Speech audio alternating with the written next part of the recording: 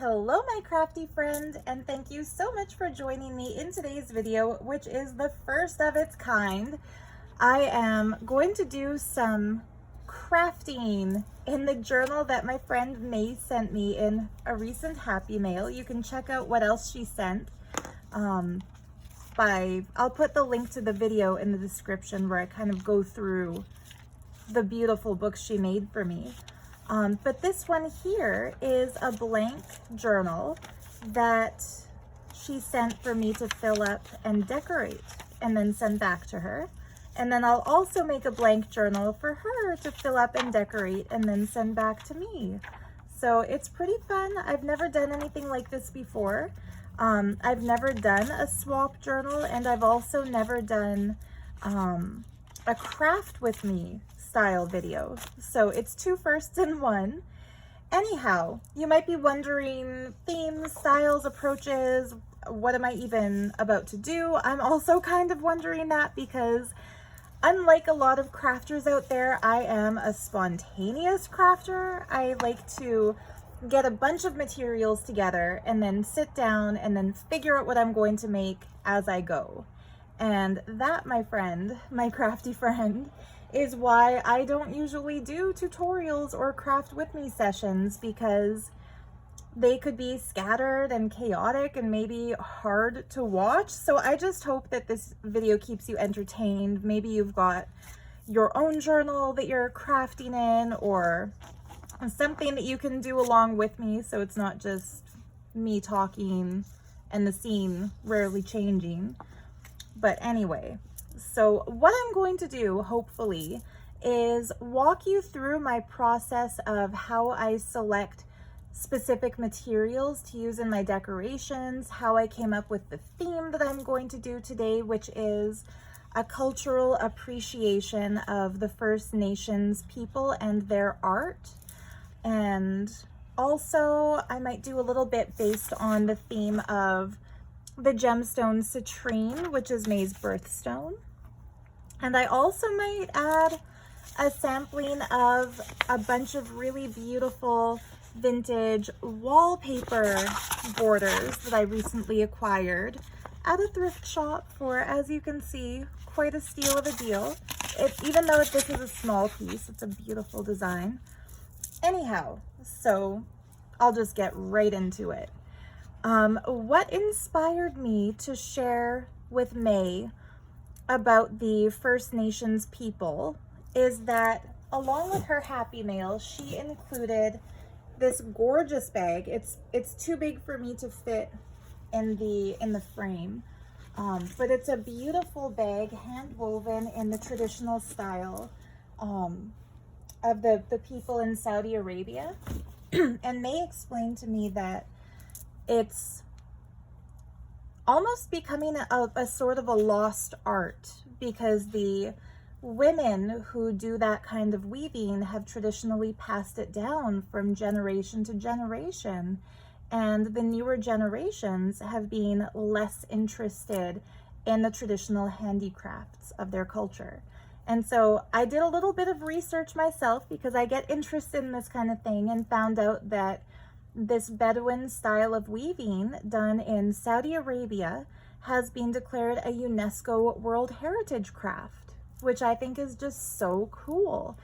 And that got me to go down a whole rabbit hole about the Saudi Arabian Culture and Arts Festival that was kicked off this year, and the way the country is trying to revive these styles of art that are being lost. And it just kind of made me think of, what could I share with May in this little crafty cultural exchange that we seem to have stumbled into by happy accident.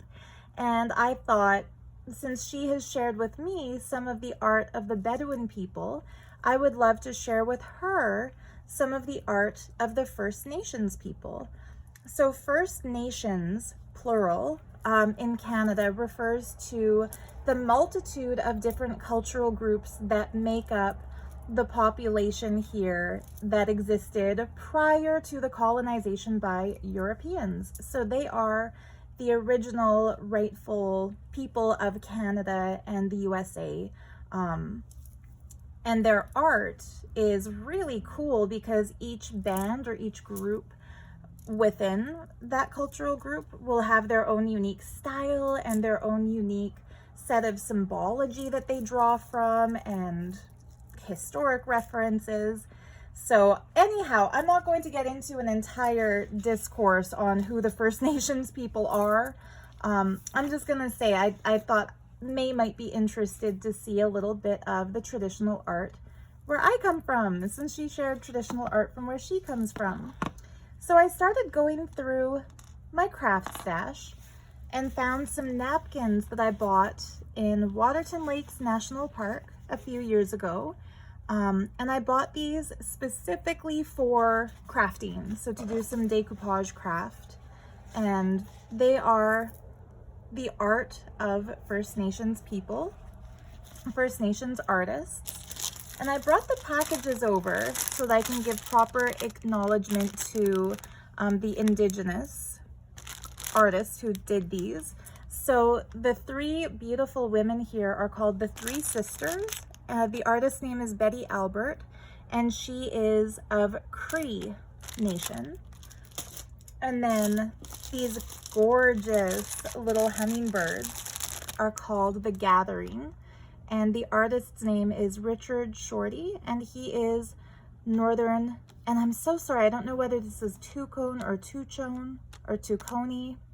Somebody can educate me about that if you know how to pronounce it. But so two really drastically different styles of art. So Cree would be kind of in the plains area, whereas this is coastal British Columbia style. And then I also had this adorable bumblebee greeting card that my mom gave me, along with a set of blank cards. And the artist's name here is Emily, and I'm so sorry, I really don't know how to pronounce her last name. Kiwageshig, perhaps? But the title is Save the Amu, or Save the Bee.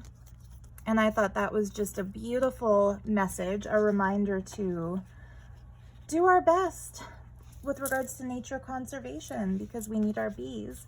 And May had included a couple of really adorable pictures of bees in the crafts that she's made for me. So I felt like this is where I'll write my letter to her that I tuck into the journal. So I'll incorporate that into the decoration somehow.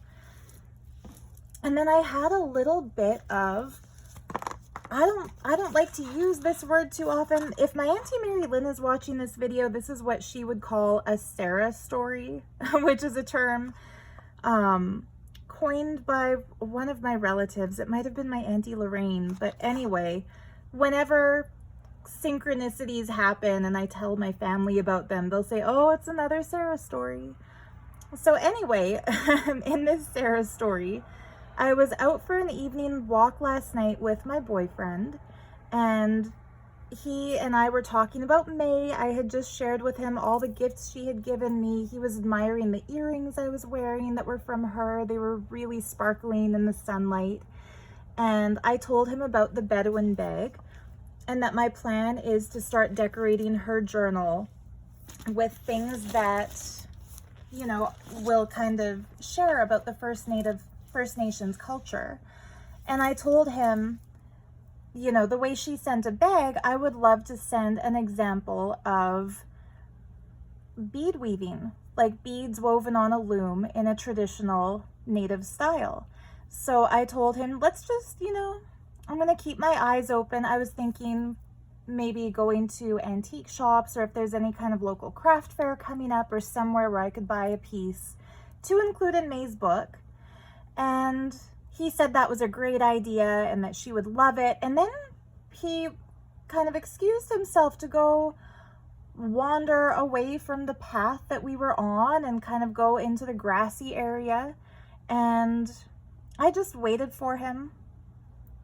And when he came back a few seconds later, he looked very triumphant and proud of himself, and also in awe.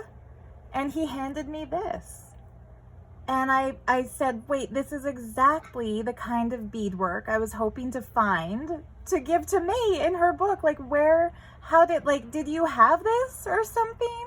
And he said no, that he had just felt like maybe he should go walk over there and look on the ground, and right there on the ground where we were walking, kind of under a bush, he found this bracelet.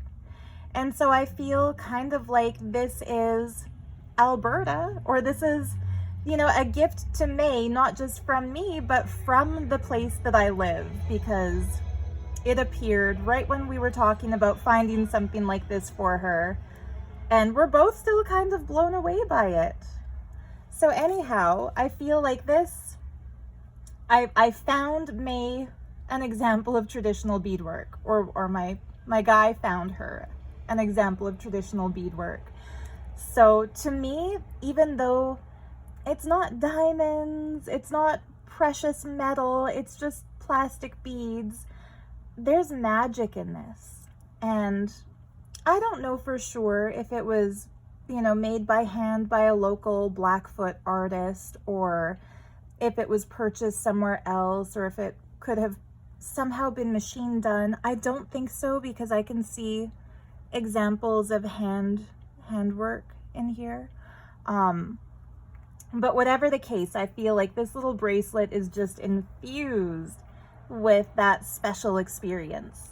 And yeah, I felt like maybe sharing that with you, so that, I don't know, I feel like when things like that happen, it's the universe telling us, trust that you're being guided, or trust that you're in the right place at the right time, doing the right thing. Anyhow, cool synchronicity story. So finally, I also decided to include a book page about the traditional work of these people. So I have an old, outdated art history textbook that I thrifted a couple of years ago. It had already been marked up with pen and pencil, and somebody had written exam dates over one of the pictures, and so it wasn't a precious book, so don't be alarmed when you see me rip a page out of it. I wouldn't do this if it was a precious book. And anyhow, so I checked in my trusty old art history textbook that I use for journal decorating, and wouldn't you know it, there's actually a picture of teepees raised by the Blackfoot people. And the Blackfoot are in Montana, they're also here in Alberta. And so I feel like that's a nice way to honor not only the culture of the First Nations people, and to kind of share that with somebody who may never have experienced it before in Saudi Arabia, but to show, yeah, the First Nations people literally where I am, the group that occupied the land that I'm on as we speak. So anyway, just really cool looking at the kind of art they do. This porcupine quill design, I've heard art historians say that before the European traders brought in seed beads that became the favored medium for First Nations jewelry artists, they would make similar designs in porcupine quills.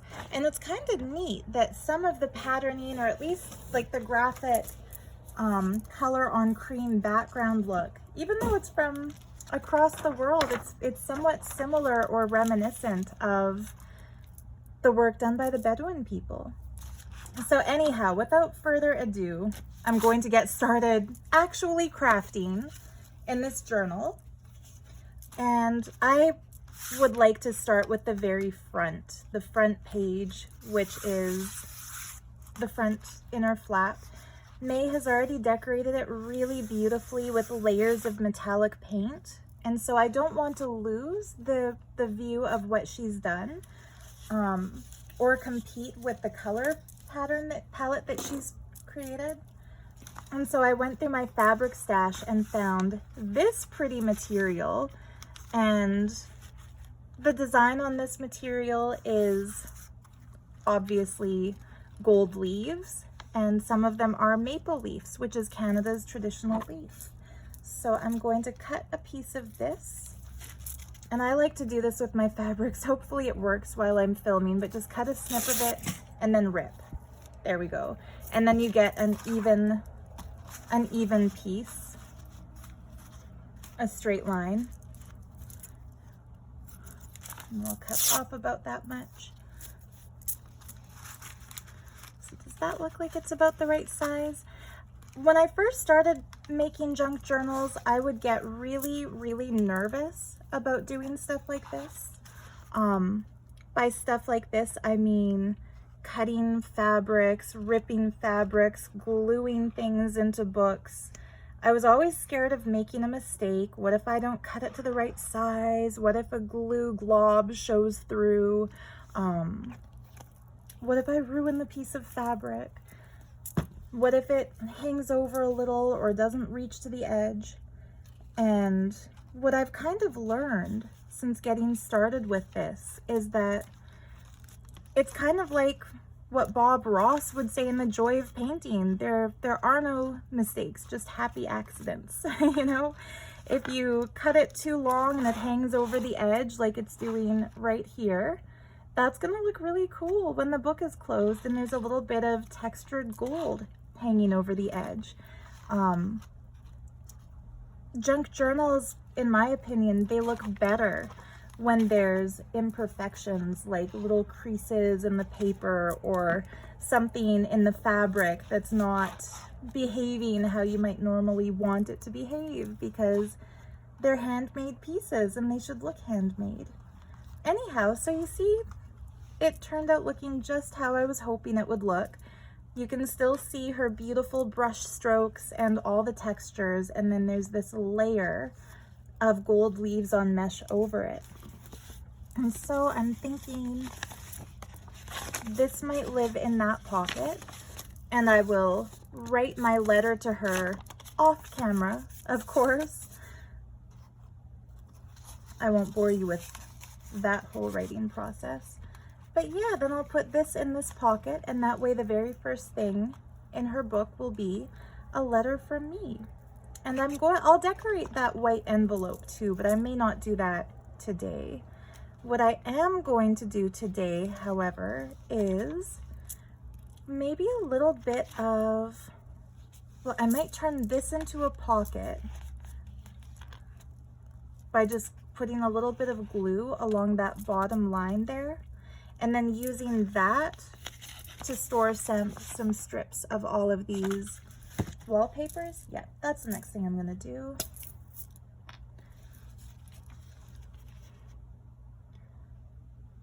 I also want to mention that when I work in my personal junk journals and start decorating pages, also when I work in the journals I sell in my shop to decorate them before they sell, I don't always start with the first page. Sometimes I'll start with a random page in the middle, just whatever is kind of calling to me first. But yeah, this was kind of calling to me to decorate that.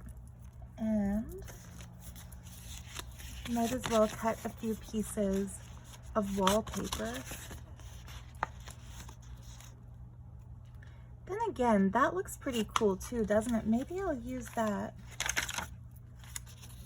I might put the samples in the pocket at the back and use these to actually decorate some of the white pages. I think that's what I'm doing with this. There we go. See, we're allowed to change our minds. I think this would look better torn than cut.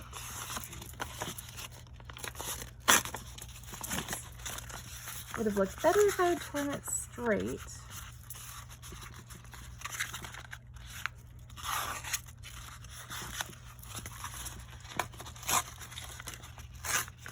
There we go. So what I'm thinking is this will go here, and then that torn edge I'll wrap around the other side and glue down a little bit. But that could be like an upper tuck pocket. And then down here, just to kind of make it look vintage or distressed a little bit, I'm just gonna ink the bottom of that page. And I've got some old plastic packaging on the side that I like to use to protect the next pages when I'm working in a journal like this. That's something that I wish I had thought of doing when I first started junk journals, because you would be shocked and appalled if you knew how many pages I've glued together in journals and then had to carefully pry apart because I didn't think of putting a plastic bag under what I was doing. There, I think that's gonna look nicely textured. So I'll just take my trusty tacky glue, put a line across the top and down the side here. And I'm not measuring. Some people might measure. I find I would get way too slowed down if I measured every little thing that I put in a book.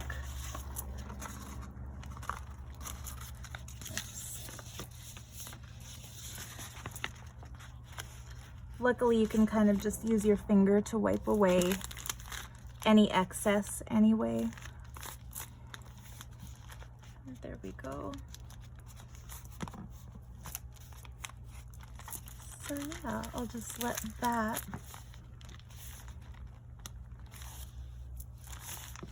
See, that looks pretty cool. And I'm glad I inked the bottom of that because I think it kind of coordinates a little bit more with the cream color on this wallpaper piece. I'm gonna move this over to this side while I fold over and glue down that bit.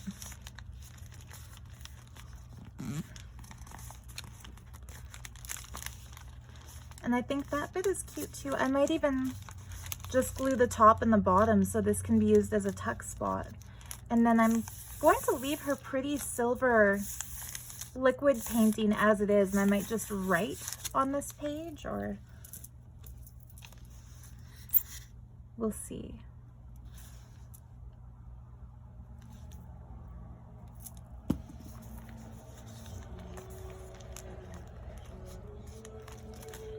And I always keep a little stash of clips next to me when I'm working on something like this.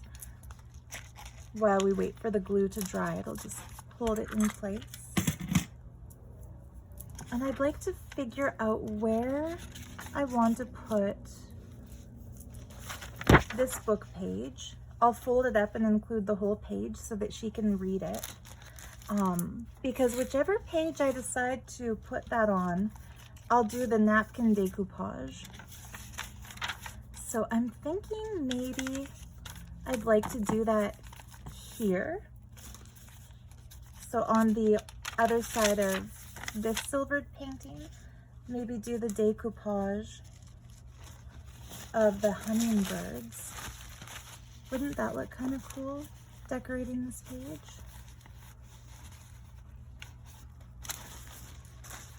So I'm going to cut out just one of the squares.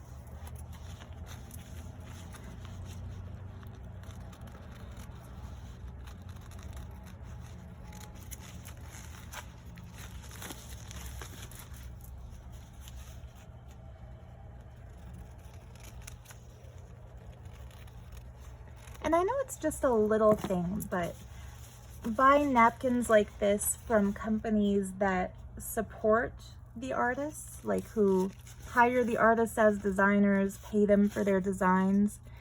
That's the way to do it. And so it might cost, say, $8 for a pack of napkins like these instead of, you know, $1 ordering them from like a fast shipper online. But it's kind of nice to buy something and know that, yeah, it's supporting an artist, a crafter, somebody who works with their natural materials and comes up with their ideas. Put that here. And so there's a lot of different ways to do decoupage. What I like to do is Ideally, just mix white glue with water. It's just in an old vegan yogurt tub. I'm out of my regular white glue, so I'm gonna have to do this the expensive way and mix tacky glue with water. And I'm using a throwaway sponge. I'm gonna do this off camera because I don't want to risk splashing on another page of the book. But yeah, I found my favorite way to do these kinds of decoupage things is to put the glue water mixture on the page first and then put the napkin down. That's how I used to do them. And then I would find sometimes the napkin would get creased in the wrong place, or it just wouldn't have the right flatness. I don't know what word I'm looking for here. And then I tried just putting the glue and water mixture on top of the napkin, but I found that the glue wouldn't really soak through well enough to actually stick the napkin down. So yeah, decoupage has not always been the easiest thing for me. And now I've discovered if I put just a little bit of the glue and water mixture down on the page, and then put the napkin in place, and then do more of the glue and water mixture. See how it's all just kind of combined into a soy milky looking thing? So yeah, I've kind of found what works for me, but I do not mean for this to be a tutorial because you might find a way that works better for you.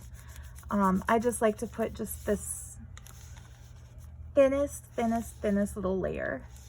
And of course you could use Mod Podge for this. That's what Mod Podge is made for. I'm sure there's better things you could do, but this way works for me.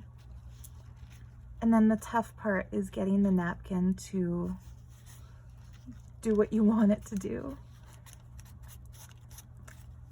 So thank you, napkin, for pretty much doing what I wanted you to do here. I love it when things work out well on camera. There we go. So there's a little bit of bubbling, but it's not looking too bad. So that's with the glue just under the hummingbirds. Now I'll do another really thin layer over top.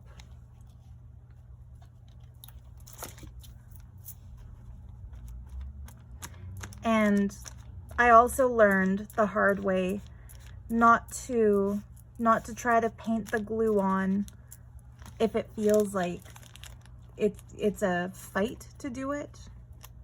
I don't know if I'm describing that properly, but if you use the sponge like a paintbrush and start pulling it across the napkin, that's how you tear the napkin.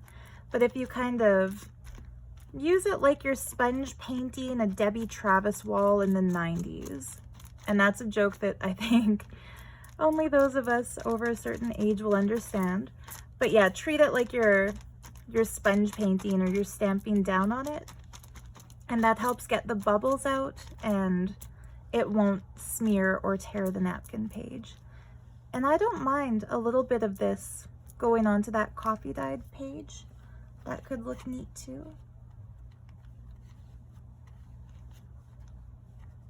There we go. So yeah, that's done. It's gonna take a little while to dry, but once it's dry, I'll share with you kind of the next step of my plan for this page, which is to take some kind of paper and create an upper tuck pocket right here to cover up that white space. And then I'm going to, I can do this part now, fold this book page over. And then I'll fold it again like this. And that way I can tuck it into that upper tuck pocket. And what will be visible will be those cool teepees. And then I'm going to use a pin of some kind to suspend the bracelet from that upper tuck. And wouldn't that look cool if the bracelet is framing the hummingbird? Now, hopefully that's not culturally disrespectful because the band that painted the hummingbirds is not the same as the Blackfoot. But yeah, I'm not putting these, so just for the record, to be clear and to be politically correct here, I'm not putting these items together to imply that they are created by the same culture. It's more just to share with me pieces of Canada. So while that's drying, I'll move on to another step, which will be folding a little origami envelope out of this citrine paper. And again, I don't mean for this video to be a tutorial. I'm not very good at explaining step-by-steps of how I'm doing stuff. I'm better at talking unrelatedly as I do them. So I'll find a link to a video that shares how to make these. But what I'm looking for is, which way is this right side up for this paper? I think this is what I would want to be right side up in the center. So I'll fold my little corners in.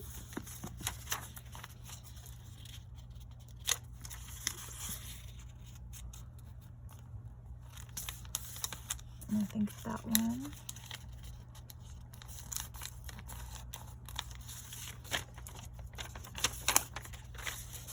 I really like this gemstone origami paper. I have to remind myself to do more with it, use it a little bit more.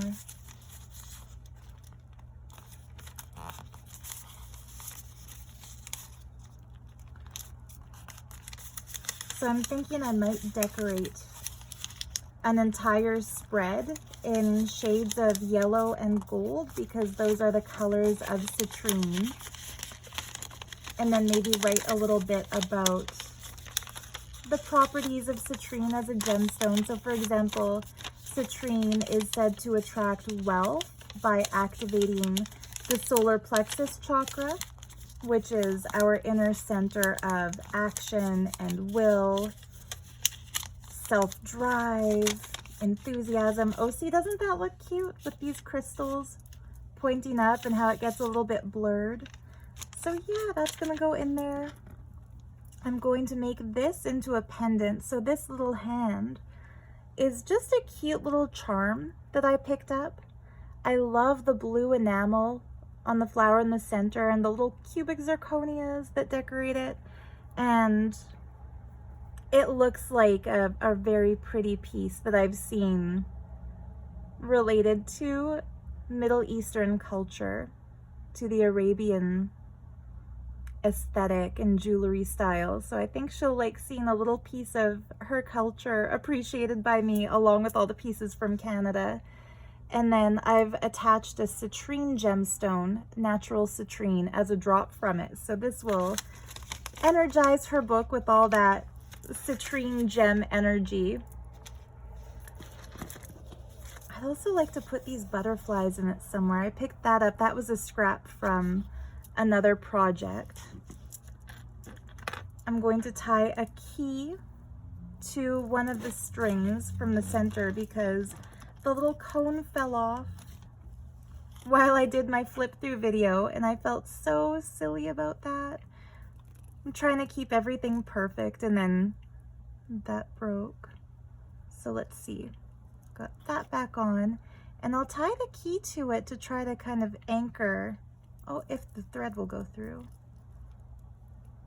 Try to anchor that cone so it's not just, there we go, liable to fall off the knot again.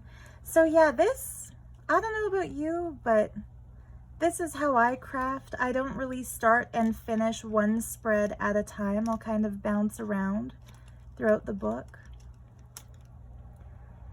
And see, the other reason I don't like to, I shouldn't say don't like to, because I've enjoyed this process so far, filming this video today. But one of the reasons I don't typically do a craft with me video is that I just like to talk and record and upload in one take. I'm not really into editing my videos or you know, editing or starting it and stopping it and coming back later and filming the next part. Like I don't want to do, you know, decorating the pages with First Nations art, part 1, part 2, part 3. I'd rather just do all of it in one video, but because I don't edit my videos, it's not really possible to do it all in one video, since that would require stopping and starting again. There we go. That's not bad, right? The little key crowned by that pretty little golden piece. And I secured that knot with some Fabri-Tac glue just because I made it too short to tie it properly. And I can't tie it higher up on the yarn or else it won't dangle outside the book, which is the whole point of having it there. So there we go. I added a key to the cone. There's another story I can tell you while I wait for this to dry and get to the next step, which is that one of my customers in my jewelry shop had sent me a message about how he attached some of the crystal pendants he bought from me to his keychains, or he was keeping crystals in with his keys. There was something about his keys. And he went on a bit of a spiel about how magical he believes keys are because they open the, you know, they remove the blockage between point A and point B. And I'm paraphrasing here. These were not his exact words. He said it much more articulately than I'm repeating it. But anyway, he said, he just kind of went on a bit about how he finds keys to be magical. And because of that, I sent him a little mini key charm as a gift with purchase with his next order.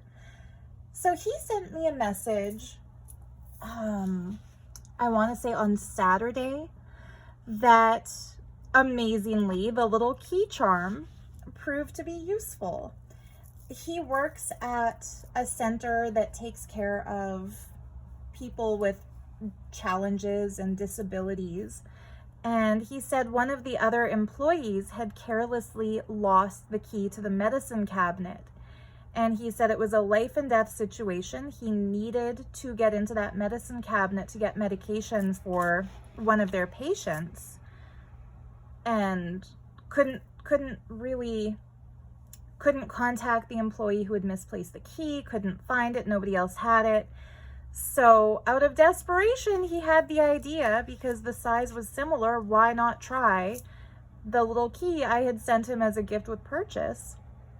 And he said, you know, amazingly, unbelievably, the key actually worked, and he was able to unlock the medicine cabinet and get the, you know, the essential medicine for the patient who needed it. So isn't that kind of funny how junk jewelry, or, you know, somebody's trash, because that was a little key charm I had found in a thrifted jewelry jar. Like, one person's trash was not only another person's treasure, but maybe even another person's lifesaver. So yeah, you never know when your little crafty bits are gonna come in handy, and in what way they'll come in handy. I'm not going to glue paper, I think, over top of this, but what I can do while it's still wet is glue a fabric strip here as a pocket, because the reality is dawning on me that I may not be able to finish this piece on camera, because I'm not going to talk for 2 hours straight waiting for that glue water to dry. So instead, I'm going to get to the next step, which is picking a fabric to make into the pocket there. And what I have here is a bag of fabric remnants that my grandma gave me. So these were all bits left over from crafts that she has made, sewing projects, and she does really cool things like coasters and pot holders and things you put on your hands when you're going into the microwave so you don't get burned. I think I'll use some of this somewhere in the book, because feathers are significant in First Nation culture. Oh, and there's a cute little bee and a ladybug. So yeah, that's gonna go. That I'm going to use to decorate the envelope of that greeting card in the front that has a bee on it.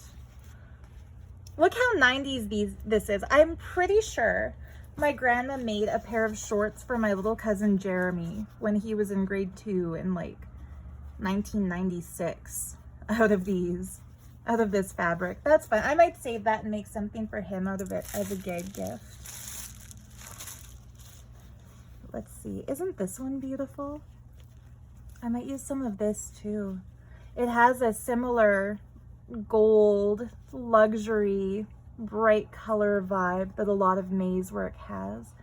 So I'll set that aside. I'll need something that's about that thick. So that's what I have in my to find list. See, this could be a nice one. It has kind of an oak leaf pattern, so it's natural. Oh yeah, that shade of green goes beautifully with the hummingbirds. So that's what I'll use. I'll pop the rest of these back in the bag.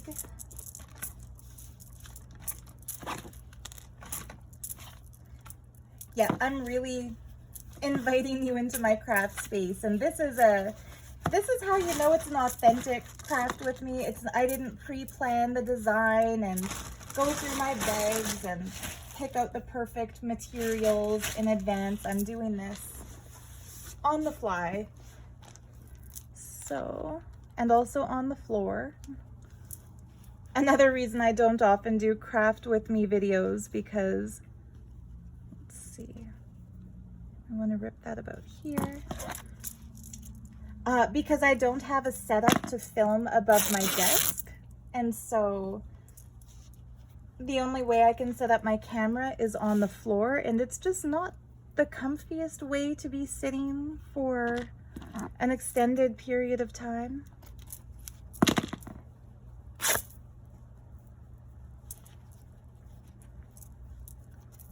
I think the ripped edges look prettier than the cut edges, so that's why I'm kind of going around and ripping little strips. Forgive me for going off camera. I have to remember to do all these things on camera. I want to kind of pull the excess strings a little bit to clean that up a little and make it look cool. So there we go. I'm going to glue this down right here, and that's going to be the upper tuck. And I'm not going to do it yet, but I found this cute little yellow bulb pin. I'm gonna see if that fits around this bracelet. It does. It just fits. Look at that. And the yellow goes with the yellow and the beads. So I'm going to pin that to this fabric here. I might even pin it in a way that this hangs out the side of the book. Maybe not. That might be a little bit too visually disturbing to the cover that already has a lot going on, and it could maybe get in the way of tabs or other things. See guys, this is or not guys, ladies, a waitress the other week called my mom and my auntie and me guys, and I believe they were, or my mom anyway, or was it you, Mary Lynn, if you're watching this? One of them said something like, we're not guys. So now I'm aware of regularly referring to my viewers as a group as guys. I think that term has kind of become genderless. It's like saying you all or y'all. It's just a group of people. Right, guys? Okay. I'm rubbing it too hard because I pulled a bit of that leaf down, so I'm going to stop rubbing it. But if you're wondering why I keep touching the page, I'm just trying to make sure that it dries with the napkin in contact with the paper, because if it dries where there's a bubble of air trapped between the two, then it's going to be very fragile. And I want this to be something that lasts for her. So there, I think that's about as good as that's gonna get. I'm gonna pull this down into frame again so you can see what I'm talking about with this strip, and just put my Fabri-Tac as close as I can to being around the edges, but not as close when I get to the center, since I don't want the glue to go on to the next page. Then let's see, does this fabric have a top and a bottom? Not really. The leaves are all going in all directions. So I'll put it this way so that we get the fringiest bit of the fringe sticking out the side of the book, and just lay this down. And I'm aware that it's going to be sticking out the top, and I like that. I think it's nice to have fabrics and tabs and things sticking out the top, the sides, and the bottom of a junk journal. To me, that's a very aesthetically pleasing look. So there, you get to see how that's gonna look when it's all done. This is gonna be here, and this is gonna be tucked in under that pocket, but I won't do that until it's dry. And then on this page, I wonder how it would look if I put these three ladies here. Now the thing is, I don't want to decoupage on top of this beautiful coffee stained paper. It's already kind of too bad that the liquid from this decoupage is kind of creating that stain there. But you know what? I'm not mad at it entirely. I'm not entirely mad at it. It looks kind of cool. Oh, it's come through here too. But yeah, that's okay. That's okay. I'm not gonna fight that. But I am going to clip this over here a little bit so that it holds the page open. I'm just gonna lift this up. Look at how delicate that paper is. My goodness. It's tearing a little bit, so I will have to hinge that in when it dries. But yeah, I want this held open just a little bit so that it doesn't affect that side even more than it already has. And once it's dry, I'll get either some washi tape or another strip of fabric to kind of connect these two. And I'm going to do this as a decoupage art piece on another piece of paper, maybe a book page. I'll get a vintage book page for that. And I wish I could do all this on camera, but again, it doesn't all fit on camera. But I've got my trusty little box of vintage books and things, so I'm gonna take out some pages from a vintage French playbook, and I'll see if I can find a nice plain one.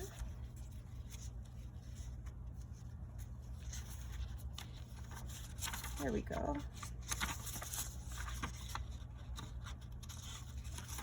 So towards the end, there's writing on one side, but a plain page on the other. Oh, I guess there was one at the very front too, but I didn't look there. So yeah, I'm going to decoupage this image down onto that book page. I'm not gonna do that on camera. I'm gonna do that off camera because my legs are starting to fall asleep.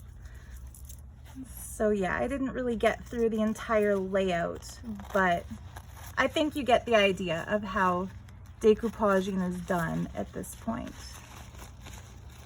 And also maybe I'll break my pattern a little bit and film just a couple minutes of how this all looks as an after once the layout is complete, to share with you as a little update. That's not bad, right? Can do it kind of in the center. Yeah, I'll do it off camera because I'll also need to get a fresh piece of plastic to go underneath it to protect it as I do that. But yeah, this is gonna go there, and then I'll make a little pocket to stick that in here, and it'll be kind of like a journaling card for her. Actually, no, it doesn't need to be a journaling card.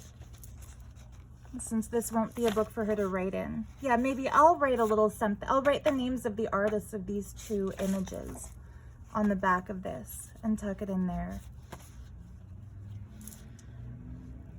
Alrighty, but I think that's about as much as I can do with the camera rolling. So thank you for sticking with me till now. And if this is where the video ends, that just means I wasn't able to figure out how to save a file of that size with the after worked into it. But yeah, hopefully you see a little bit in a second. And if not, when I finish decorating this entire book, my plan is to do a flip through video and to show how I've decorated all the pages. And I will wait and publish that video once May has received the book. And that way the video is not going to spoil all her surprises. But that way you'll be able to kind of see how it all comes together in the end too. Anyhow though, for now, thank you so much for joining me. So much love to you. I'm also glad that I had a little happy accident here of the water soaking through to the next page, because I would hate for anybody out there to think that I'm some kind of a perfect crafter for whom everything always turns out exactly how I want it, because that's far from the truth. But the beauty of a junk journal is that it doesn't have to look any specific way. It doesn't have to be perfect. It can be perfectly imperfect. And like I said, quoting the late great Bob Ross, there are no mistakes, only happy accidents. So this just adds a further challenge for me. How am I going to hinge this in? And what will I do where the ink is kind of soaked through here? Lots and lots and lots to figure out in this book, but I'm not gonna bore you with my thinking process of all that. And right, I'm back for just a quick show of how the stuff I added to the journal today turned out. I've clearly taken off my rings and my bracelets because it got just a little too hard to craft with them. But anyway, here is the little envelope decorated with the fabric that has the little bee and the feathers. This is a pocket. I'm not quite sure what I'll put into it yet, but I think it's super cute, lined with this polka dotted red and white fabric to represent the colors of Canada. I put a bunch of Canada's stamps here to show or to share with May a little bit about the country I'm from. We have the maple leaf, our national symbol, the beaver, our national animal, a Canada goose on this stamp, some Canadian wilderness, and of course the Canadian flag. So yeah, I'm not really the type of person who's into nationalistic pride, but I do appreciate the luxury that it is to live in Canada. We do get a lot of great benefits being here. And so this is actually the flap of the envelope. I've covered it in an old French book page. This is also kind of a tuck spot pocket. I'm not sure yet what to put there, but something will go there eventually. And then the inside top of the envelope, I put a bunch of old stamps of Queen Elizabeth.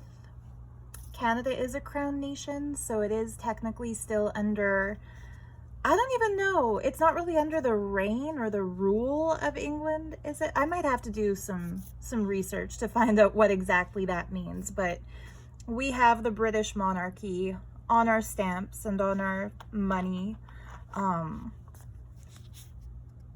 Anyhow, that's also a tuck spot. I don't want to go into stuff about monarchy and whatever. It's just, they're pretty stamps. Queen Elizabeth. This is that little strip of handmade paper. It's from India. It's just adorably pretty. I just thought it might make May happy to see because it's so cute. So I might glue it into the book somewhere where it can be seen and look pretty, or I might just leave it there as a little surprise thing that comes out from that pocket. And of course, the envelope was decorated to hold the card. I haven't written the letter yet. I probably won't share the letter on camera in a video, but I will, like I said, do another flip through of this book once it's completely filled up and ready to go. So yeah, that's how I decorated the envelope. It's literally just cutting things to size and gluing them down. Where this got glued down, I put the origami envelope of citrine. Haven't filled it yet, but I think it's the perfect little thing to tuck into this golden pocket. And I made a fabric tab here, and it can be removed because it's just held in place with this golden safety pin.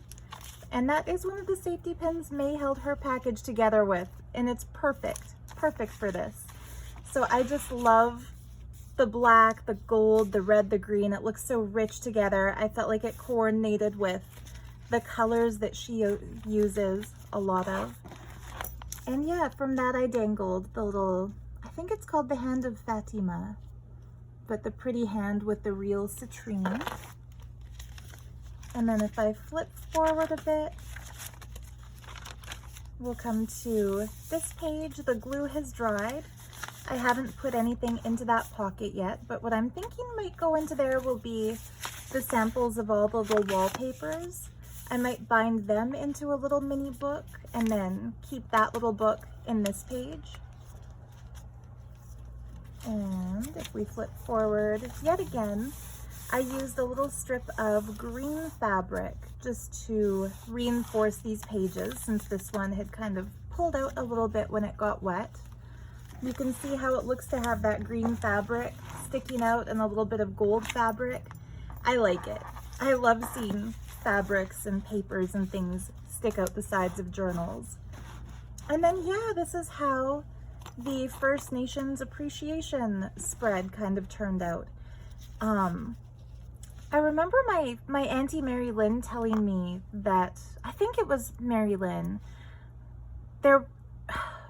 and I don't remember the exact story. I'm sorry for kind of jumbling the details, but because of a lot of the ancient wars that went on between different First Nations bands, there's a lot of kind of, I don't want to say walking on broken glass or something, or like tiptoeing around broken glass, but people need to be aware that not all of the Native groups get along well with each other. A lot of them have historic family clashes and grudges, and to this day, members of, I think it was the Blackfoot or the Blood people, still feel a strong conflict with members of the Cree Nation.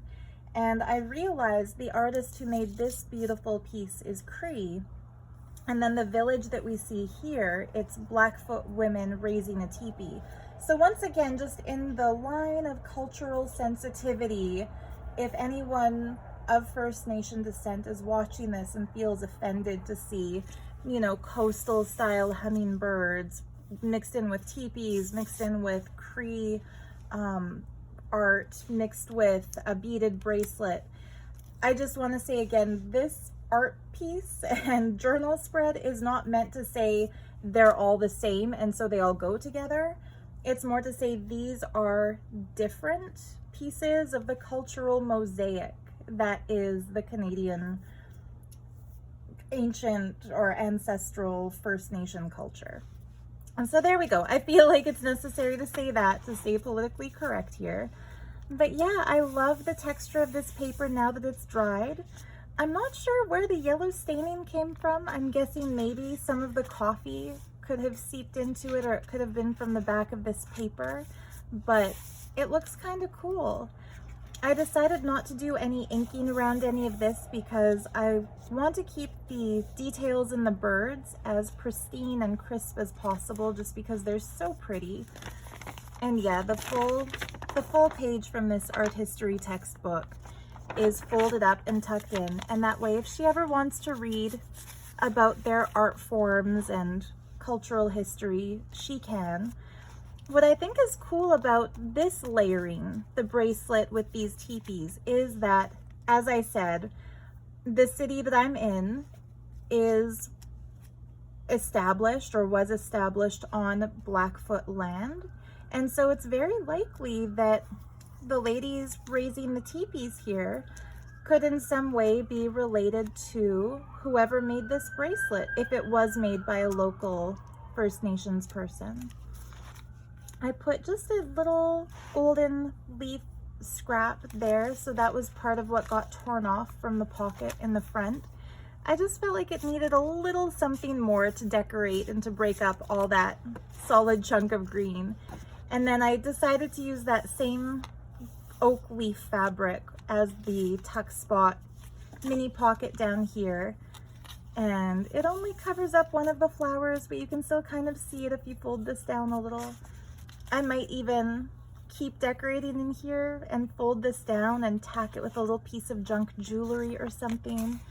But yeah, on the back of this, I'm going to use the blank space here to write down the names of the two artists who did the paintings that were printed on the napkins. And yeah, and that's gonna be it. So I really hope you enjoyed watching me get started on the swap journal for May. I'm not going to do videos like this documenting every single page in the book that I work on. It's just so much easier for me to craft off camera, easier to craft off camera. I'm sure you understand. I'm sure that's true for almost all crafters. But like I said, once the book is completely filled, I will do a flip through to show what I do to all the other pages. And as soon as May receives this in the mail, which is probably going to be a couple months from now because I'm not that speedy with my crafting. But once she has the book in hand and she gets to see it first, then I will publish that video to share with everyone. So yeah, thank you again for watching. I am working on another journal for sale in my Etsy shop. In fact, I'll just grab it to show you quick.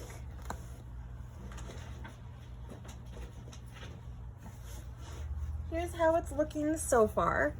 I found this really sweet floral vintage fabric out thrifting. I found this beautiful, beautiful orange satiny fabric at a different thrift store. And then I had this little tassel as part of a tassel trim that I've had for a few years. And then this little flower piece was from a junk jewelry jar.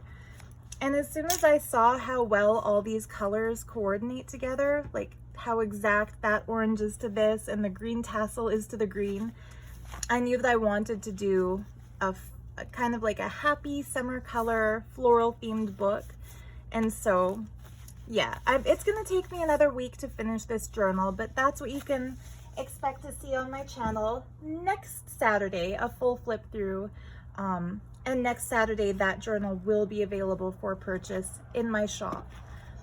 Okay, so if you've watched this far, you deserve a free gift, I think, because this has been a very long video. And so to show my appreciation, if you leave a comment, just letting me know that you watched till the end, subscribe, comment, let me know you watched it till the very end. If you take those steps and do that, then send me a private message in my Etsy inbox. My Etsy shop will be linked in the video description, just with your name and your mailing address. I will send you one of each of these beautiful napkins, and I'll also pick a couple of cool pieces of ephemera. They might be book pages, they might be wallpaper samples, they might be little fabric scrappies. They'll be flat things because I'll do this mail in a flat envelope. But this will be good for, I'll say, for the first week that the video is up, because if I don't say that, then I feel like I might be in perpetuity sending sending these mails, and I don't think I'll be able to keep up with that forever. But yeah, for the first week that this video is on YouTube, so until next Saturday, leave a comment if you've watched till the very end, then send me your address and let me know what your name is on YouTube in a message in my Etsy shop inbox, and I'll send you a little happy mail. I just feel like when somebody sends you a package as special and beautiful and as exciting as the package May has sent me, I just feel like I want to share the wealth a little bit and maybe brighten up another crafter's day with some little crafty goodies. Anyhow, thank you again for watching. So much love to you. Happy crafting, happy journaling, and I look forward to coming back next Saturday with a full flip through of my Happy Summer Flowers Ledger mini junk journal. Bye.